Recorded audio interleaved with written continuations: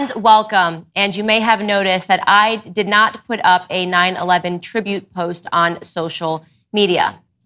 This year, there was something about it, but it felt a little bit like fiction. It's difficult for me to explain what I mean, but I'm going to try to. Like every single person, I remember exactly where I was when the plane hit the first tower. I was 12 years old, and I was in a middle school music class. But more importantly, I remember exactly how I felt. I felt scared, and I felt confused.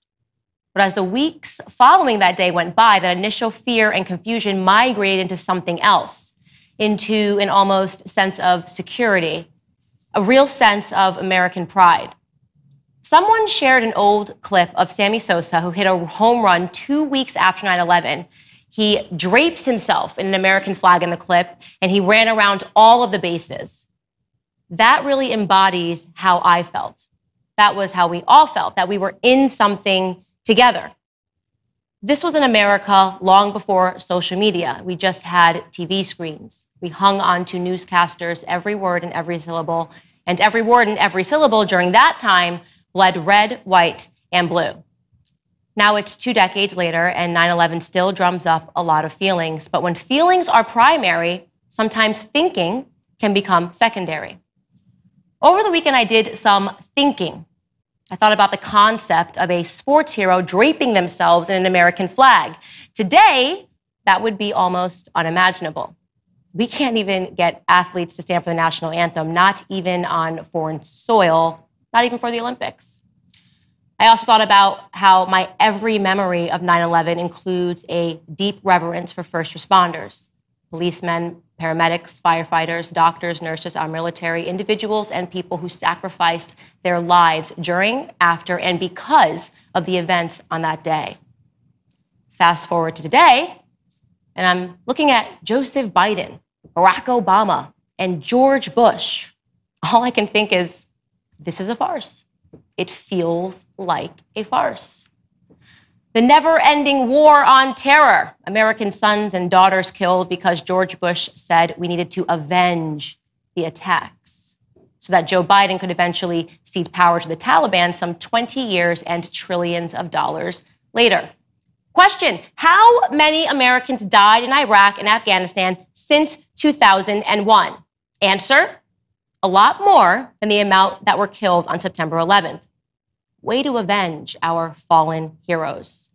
Speaking of that war on terror, by the way, can we define terror? Because post 9/11, when I was growing up, there was this focus on oppressive Islamic regimes and cultures, the kind of cultures that force mask their women, their oppressed women. So I really had to appreciate the irony of the imagery of Bush, Biden, Obama, and Clinton, all vaccinated, by the way, standing behind masks.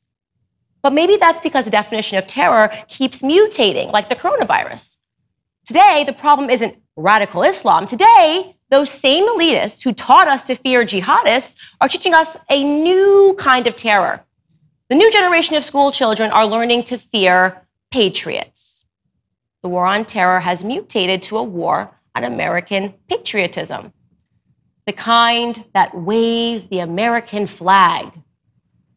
And what an absolute joke it was to see Obama in attendance honoring first responders, the man who single-handedly launched a war on police. Black Lives Matter. America is systemically racist. The police force is systemically racist. Please defund the police.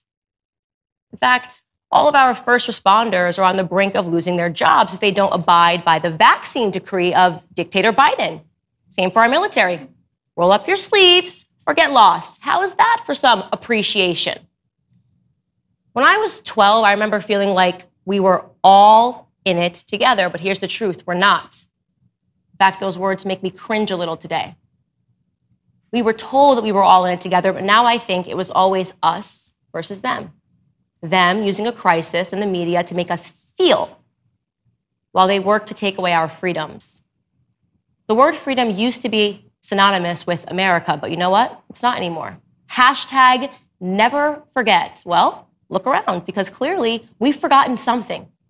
Maybe the best way to honor the victims is to simply think. Think deeply about the lessons of that tragic day. about how our country has transformed since and why our country has transformed. It's transformed because we felt. We felt scared, and so we willingly surrendered many of our civil liberties that we may never get back. Think about it. We passed through the Patriot Act, allegedly to give our government the right to spy on terrorists, but nope, they never caught a single terrorist that way. What they did do, however, was abuse the authority given to them by spying on ordinary Americans. That's why Edward Snowden, you'll recall, is a wanted man who is now forced to live abroad in Russia because he told us the truth about our government. Which makes me think, who were the real beneficiaries of 9/11? Not the Taliban. Certainly not us, the American people.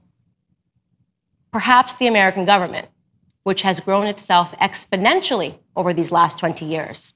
The DHS didn't even exist. Now it's 184,000 plus employees. The TSA, another one, didn't exist.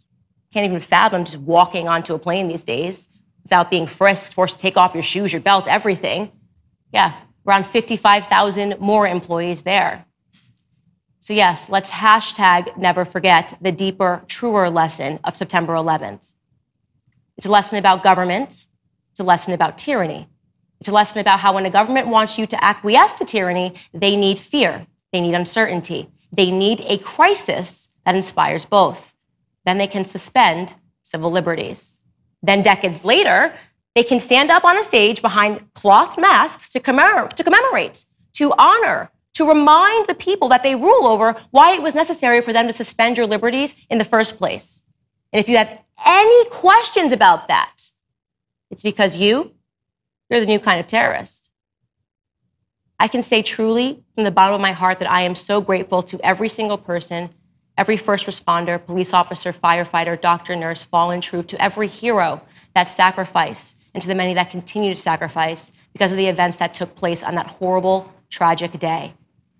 But also, from the bottom of my stomach, I just cannot with these people that are at the forefront of our country. I refuse to play pretend with those masked villains. 'Cause the flag still stands for freedom, and they can't take that away.